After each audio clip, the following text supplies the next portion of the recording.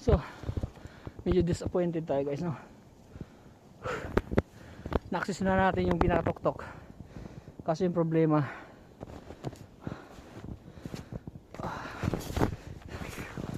walang access ng daan.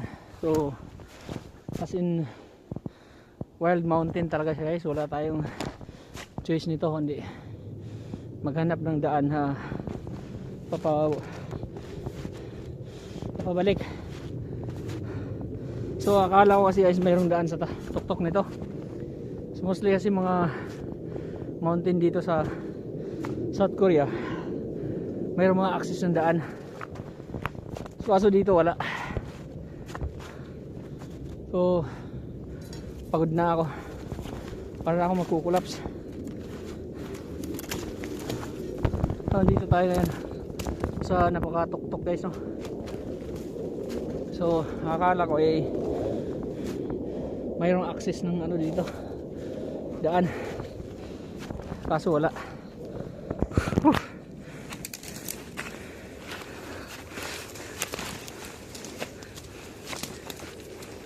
So ang gagawin natin ay yung mga footstep ng deer ay susundan natin. So yun yung pinaka guide natin guys. So yan, tuktok na tayo pero wala palang access dito. Kasi wala